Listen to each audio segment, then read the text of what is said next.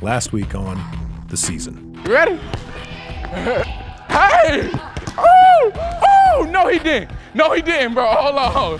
Hold on. As soon as I hit the portal, got a call. It said Austin, Mississippi. I was like, I hope it's Ole Miss. Oh, my goodness. Helmets come flying off. Hey, man, he took that boy head off. Now my challenge is to, challenge him to better his best. From the Auburn 12, there's the snap to Dart. Lots of times, over the middle, wide open in the hands of Zachary Franklin. Touchdown, Ole Miss. Double coverage, and it's going to be intercepted by Ole Miss in the left front corner of the end zone. Let's go! You my happy dad. You my happy dad. You my happy dad.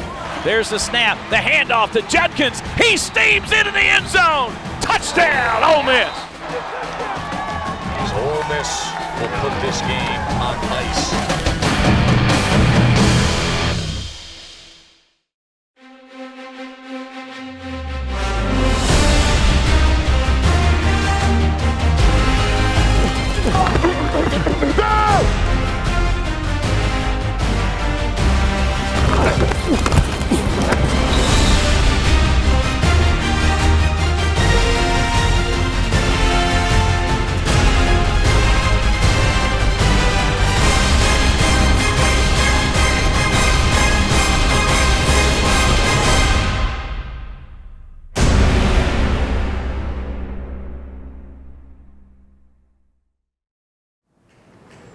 Like self-conscious about myself. Now that I got my weight down, what do you think it is?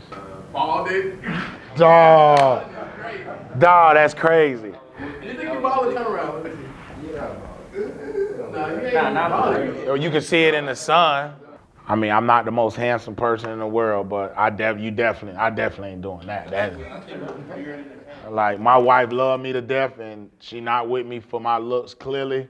But I wouldn't even do that to her. So I ain't gonna never go bald. I'm gonna hold on to something. You get older, in my mind, I was running not as fast as Q, but I look normal. And then when you watch the tape, it doesn't look very good. Look at, I'm dragging my back leg. But I don't feel like that. Unlike their coach, the Rebels' rushing attack is hitting full stride. Right up the middle, it's Bentley. Bentley breaks to the outside, 25, 20, 15, 10, 5. He's knocked out of bounds. What a run by Ulysses Bentley, the 4. He's got some room. He's to the 40, 35, 30. He's got a stiff arm. He's to the 25, to the 20, and knocked out of bounds. There's Quinshawn Judkins. Hey, this gonna happen all night. Now it's gonna get crazy. Oh my God.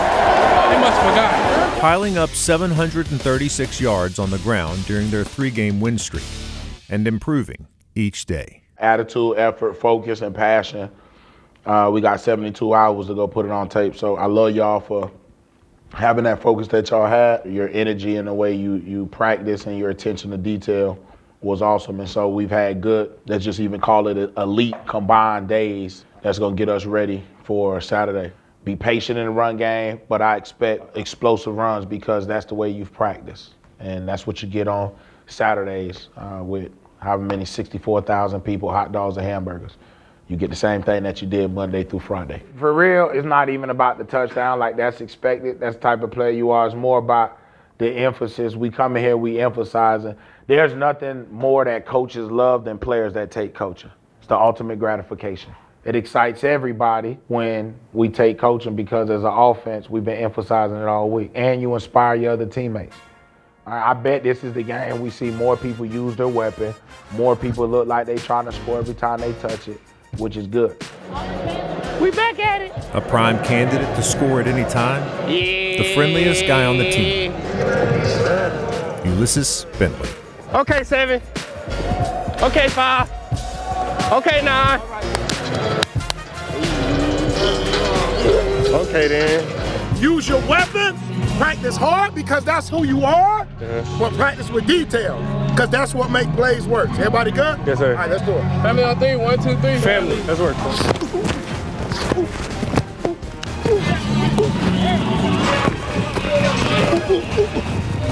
So if you're gonna use it, shock and pop. Don't just do it because coach say do it. It don't help.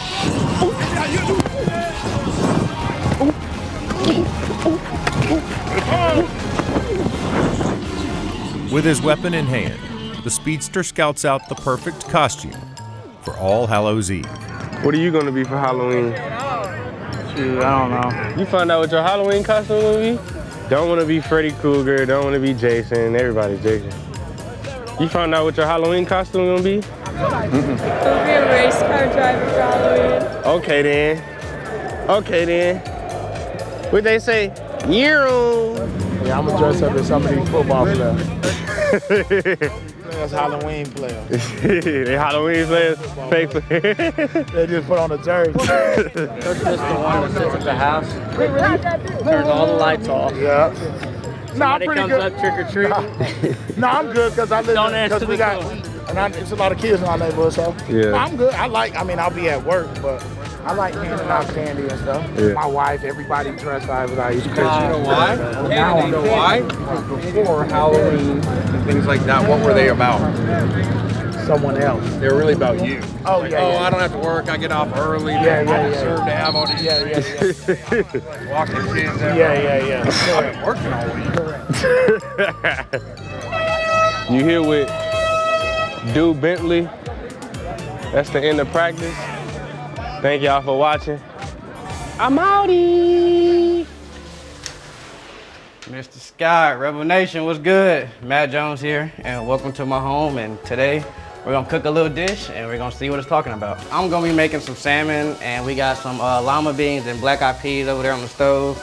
And my sidekick chef here, Muggs, from the basketball team, he will be making some chicken wings and pork chops. We've probably been chefing since, what, this summer? We started in the summer. Started in the summer. Let me tell y'all like what happened in the summer, or maybe it was in the spring. But we was trying to cook some steaks one day. We were trying to cook some steaks one day, and long story short, the grill had tipped over and we set the house on fire. The first time we ever started cooking, we set the house on fire. Yeah, so rookie mistake, but We learned from it. look at us now, man. We not burning the house down no more. It really burnt the house down, bro. That's crazy. I haven't even told my mom and dad about that. So mom and dad, when y'all hear that, it happened last year, so I'm sorry. Hey, when my playing days are over, I'm gonna become a chef. I'm gonna get way better at this cooking thing. And y'all ever need some food, just hit me up. Watch when I put these in the air fryer. Let's see, it's showtime. Watch how they come out. You gonna be like, man. You gonna say, boy, Matt know what he doing. He made sure it's like lemon peppered out. So if you wanna catch like diabetes or like some type of like medical issue, just eat with him. Oh yeah, that's big time right there. Big time. That's big time. Hey. Big time player make big time what? Plays. Alright. Hey. Alright. It like this belong on like a cooking channel or something. They don't hype me up though. Them lemon pepper steppers.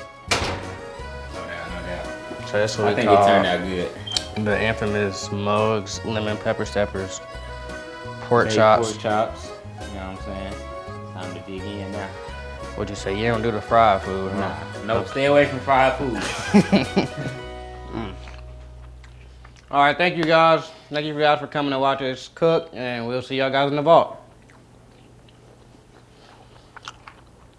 You gotta whoop up on them Commodores and them Aggies.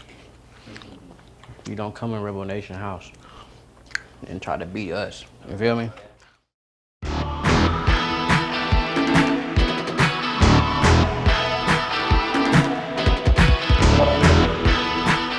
Play action, Jefferson pressured, and they get to him. And down goes the quarterback, boy, Isaac Ukwu, senior from Maryland. Four-man rush.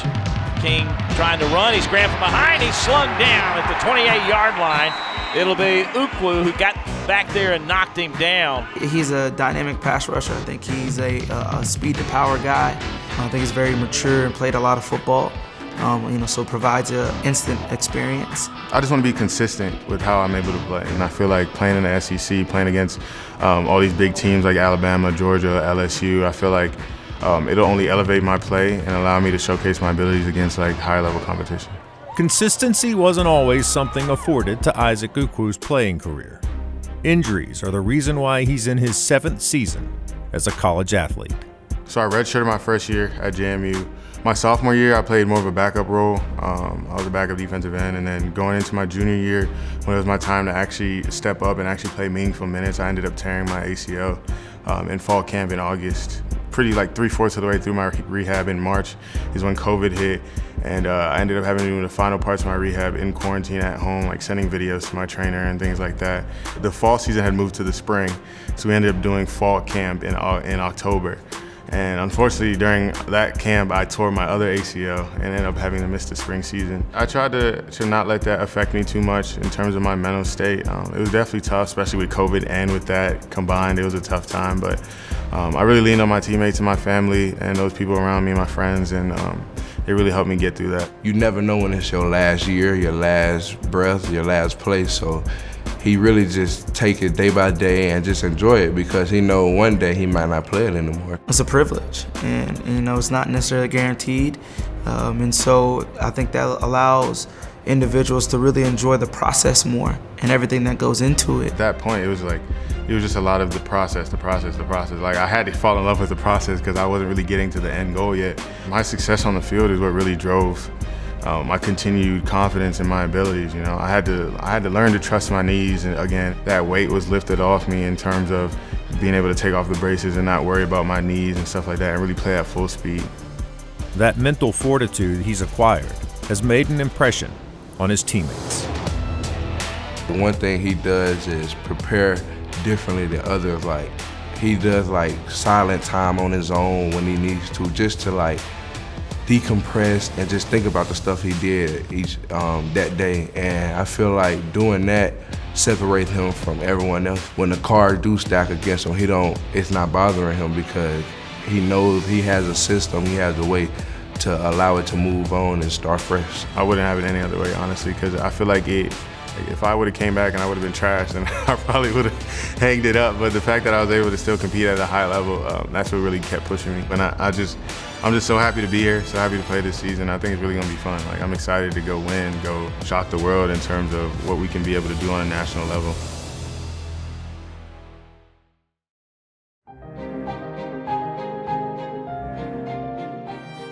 The Saturday tilt between Ole Miss and Vanderbilt was a homecoming on 2 fronts. Not only was the school celebrating a newly elected queen, the Rebels were enjoying a return to Vaught-Hemingway for the first time in 3 weeks. We're going to play physical as hell and dominate them up front and on the perimeter. Strain to finish all day long.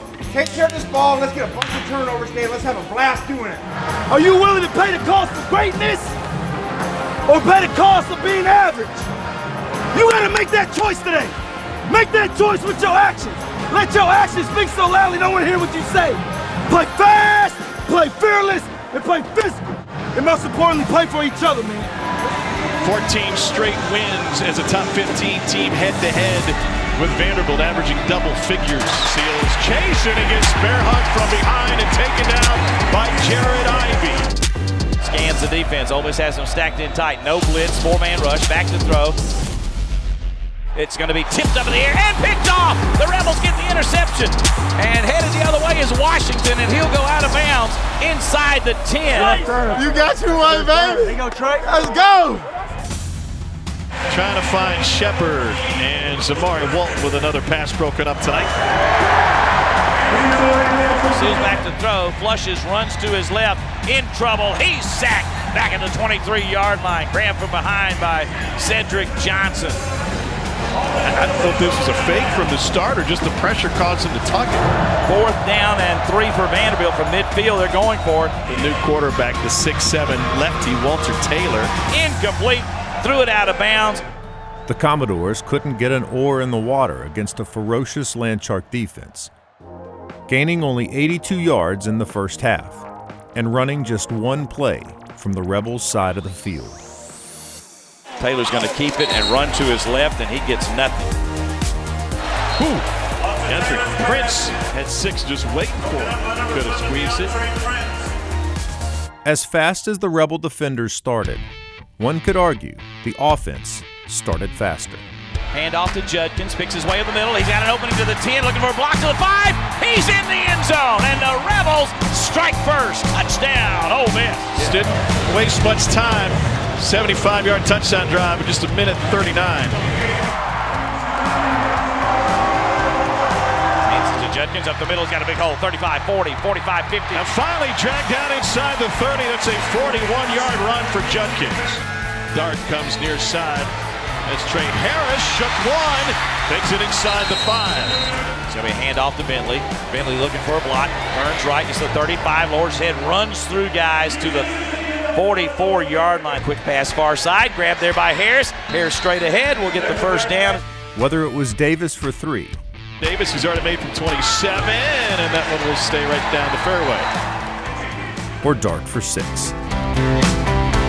Dart fakes the pitch, keeps it, gets in the end zone off right tackle, and the Rebels have 6 more. Good job by the Ole Miss offensive line.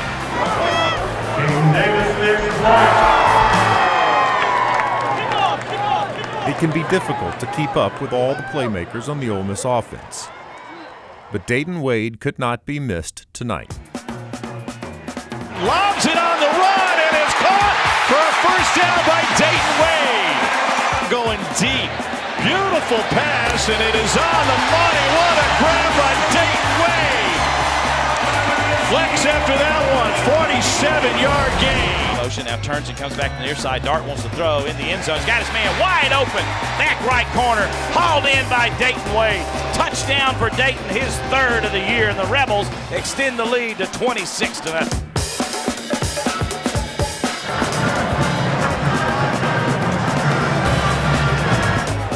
Hey, fellas, it's a hell of a start so far. Hell of a start. Don't lose our intensity, okay? Again, we're talking about doing this for 4 quarters. All right, play physical, take care of the ball. We screwed that up the last series there, and keep getting the ball back on defense. That's relentless pressure on the quarterback, all right? So we got to go to the next one. All right, well, let's go out with a great mindset. Go out to the tunnel, all right? Like it's 0-0. So go finish these guys. Hey, straight. Go. Team on 3. 1, 2, 3. Team.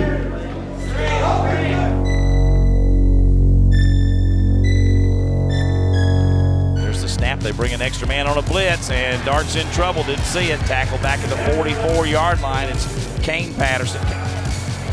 And a little bit wide, and a big stop for Vandy. In a reversal of fortune from half number 1, the Rebel offense could not get comfortable in the 3rd quarter. Vandy gets to him again, and Dart is dropped for another sack, that time by Nate Clifton.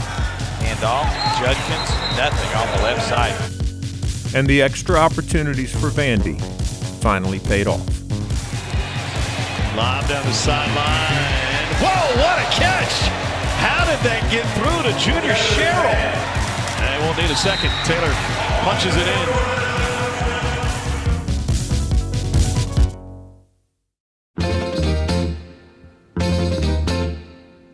They were sensational coming out the gate tonight. First 5 drives, scored on every one of them.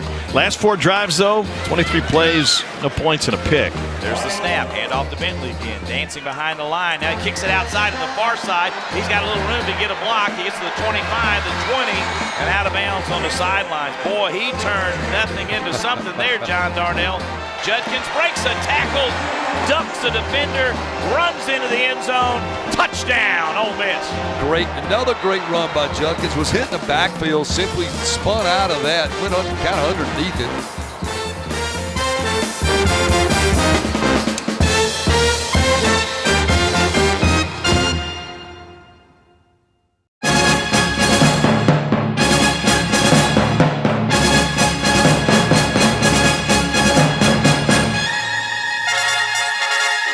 Quarterback draw again. Oh, he's hammered in the backfield. Wow. J.J. McGee said, no, enough of this. 2 of 9 on 3rd downs is Vanderbilt. They've got 3rd down and 18. He's back to throw, fires, intercepted by the Rebels at the 21-yard line. It's Washington who gets to the sidelines and slips over there. Yeah, that's right. What did I tell you? They got one more. If we smoke that to again. Trey Washington's second pick of the game beefed up an already impressive stat line for the defense. Taylor gets swallowed up and dropped by Cedric Johnson, his second sack of the night. The Rebel defenders held the visiting doors shut, allowing only 229 total yards. Absolute thriller, there's pressure. And they sack Taylor, who lost his helmet. Will have to come out for a play. It's Jared Ivey's second sack of the night. Yeah, I mean, you might want to block number 15, Jared Ivey. While sacking Vandy 5 times on the night. Here comes pressure up the middle. Taylor wants to throw. He's in trouble. He's going to be dropped all the way back at the 46. A sack, and Ole Miss will take over. J.J. Pegues, the Oxford, Mississippi native. Taylor over the middle and incomplete, and another turnover on downs. That's all, folks. It's 1 second, and it's over. Ole Miss 33, Vanderbilt 7 as Clark Lee and Lane Kiffin shake hands, and Ole Miss walks away with a win.